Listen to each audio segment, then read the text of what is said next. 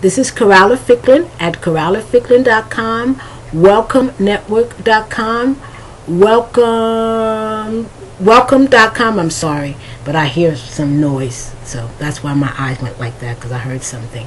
That's WYLCOME, welcome.com or welcomenetwork.com, istudyguides.com, istudycards.com.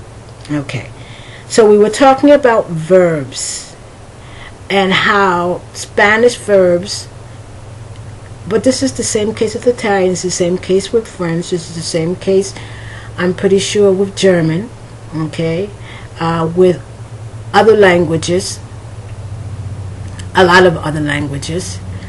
So let's go back and look at when I was talking about, for example, in Spanish you have verbs that end in AR, you have verbs that end in ER, you have verbs that end in IR.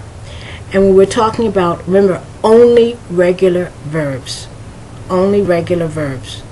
Okay, so as I said, it might do you well to write down on a flashcard, or you can come into our site. We have all this for you. You can come in and get from our site, the site that has the verbs on it, and then like flashcards, and you take it along with you, and every time you have the opportunity you can study.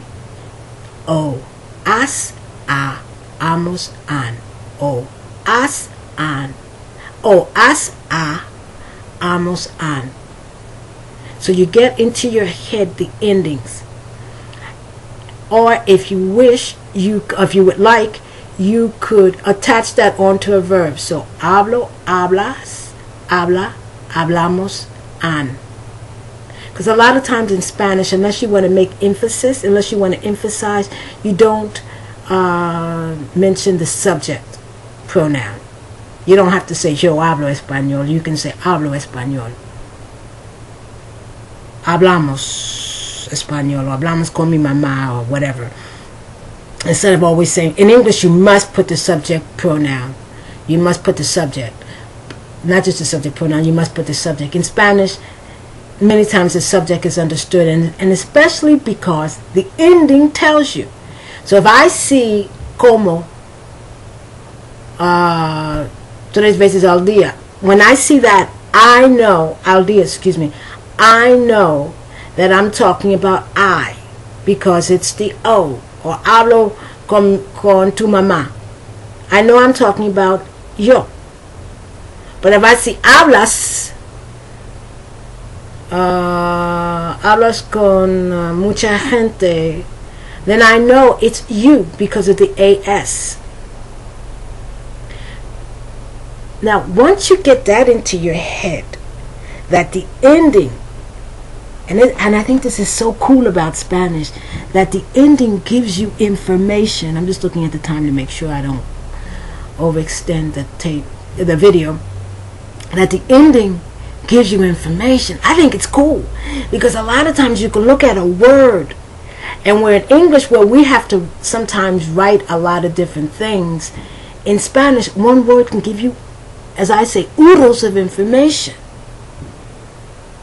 So if it takes you 2 weeks, then learn the endings in 2 weeks.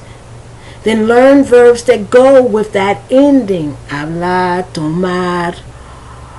I can't think of any other example right now. Of course not.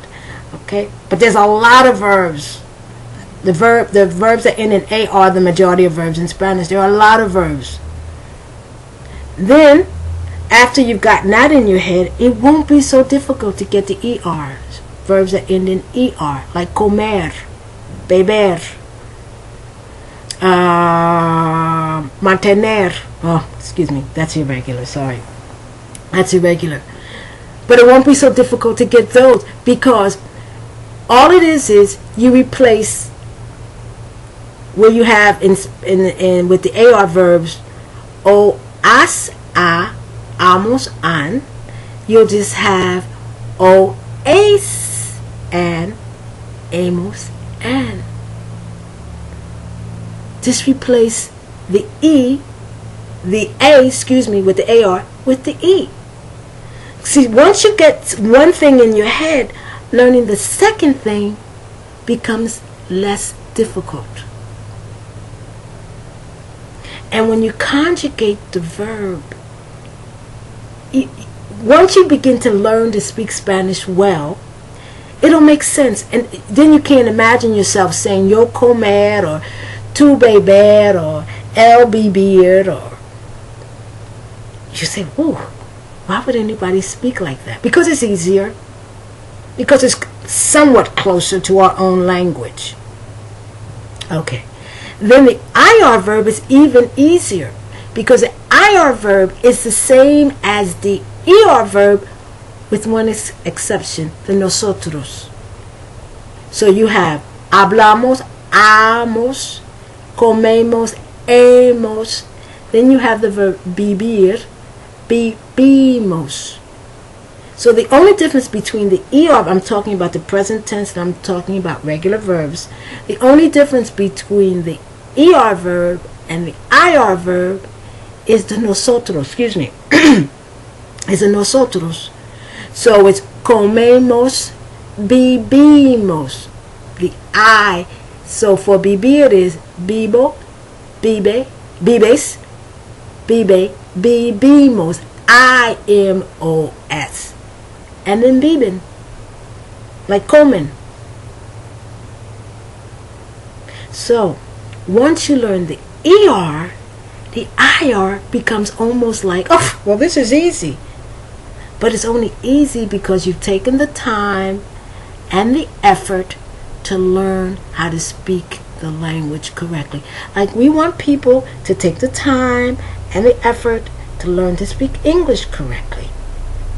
Because English speakers, especially English speakers in the United States, not all of us, but many of us, well, why haven't they learned English? And why can't they speak the language? And I can barely understand them. And we don't understand how difficult it is to learn another language. Because in a sense, you have to make space. I call it making space in your brain for concepts and for ideas and for notions that don't exist in our own language. And you say, well, English is much easier than Spanish. That may be true if you speak English. But if you speak Spanish, believe me, a Spanish speaker thinks English is pretty difficult. Or should I say, pretty challenging.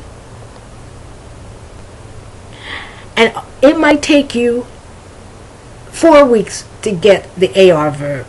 But once you get the AR verb, and once you really assimilate it, it might take you only 2 weeks to do the AR verb.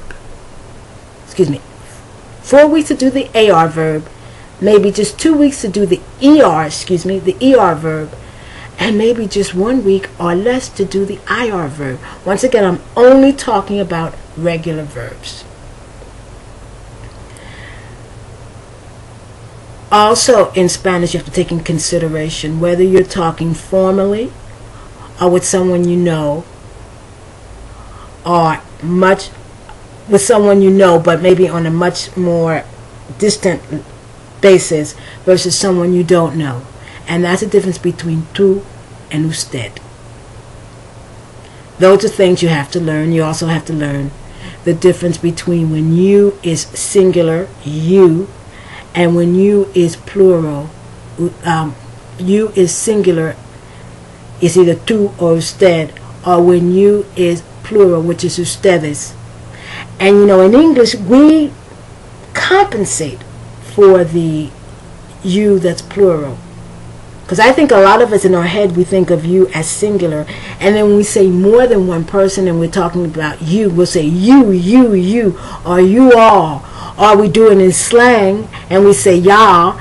And I've even heard, and I think you hear this mostly in the Northeast, which I don't like, but I think y'all sounds horrible. I'm pretty sure y'all sounds horrible to a lot of people. Use, Y-O-U-S. Y'all, you all, and use. I don't want to say it's bad English or wrong English, but you have to be very careful using it. Okay, so once again, I'll be back. This is Carrala Ficklin at carralaficklin.com.